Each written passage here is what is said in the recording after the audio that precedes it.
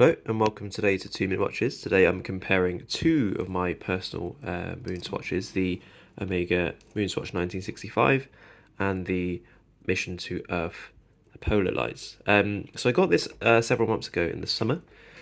Basically I walked past the swatch store in Covent Garden and I was actually just checking out, kind of getting my first one, and it was summer and this kind of bubblegum green. Is this maybe the right word? It really kind of popped out, and I tried it on. The summer gleamed in the cobbled streets of Covent Garden, and I just had to have it. And it works really well, to be honest, because your arm expands, and you can have all sorts of the on-the-fly adjustment on your clasp. Actually, it's something having a watch that's quite light with the velcro strap is very nice. Nice contrast dial. You see around the chronograph. The three chronographs there, it really goes against the I think they call it aventurine dial, so it's slightly sparkly.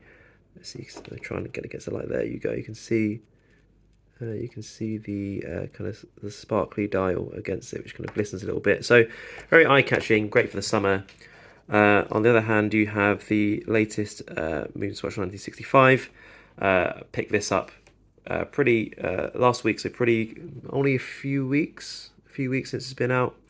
I think the white dial really caught me in this one. Obviously not as kind of eye-catching as this one, but especially with the Omega Speedmaster recently coming in the white dial variant, I think it was a chance to kind of really see it in that style, and it kind of works. I think the thing about the Moonswatch collaborations is that the dial itself has always been kind of the kind of star of the show. It's always the kind of the bioceramic case where a lot of detractors have said, that's it's not worth the money, or it's not a real Moonswatch. But there's never really been complaints about the dial, and so both in terms of the one on the polar lights and this kind of the plain white really worked for me. Something a bit more still sporty, but a bit more understated. Here, obviously, you've got something a bit more eye-catching.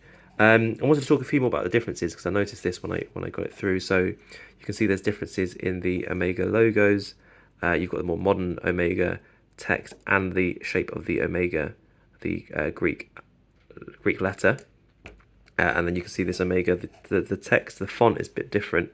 It's smaller, it's less kind of straight, and you've got this kind of more pronounced curved logo.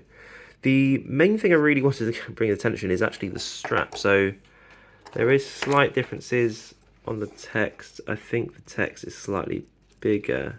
You can see that the Speedmaster logo text is longer on the Mission to the Moon 1965 rather than Mission on Earth.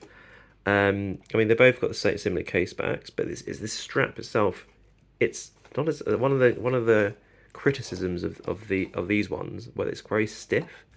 But I feel like this is thinner, or at least it's softer, so it's taken less time to really wear in the strap to make it comfortable. Whereas this did take a while, and it's even now I feel like this bend is quite pronounced.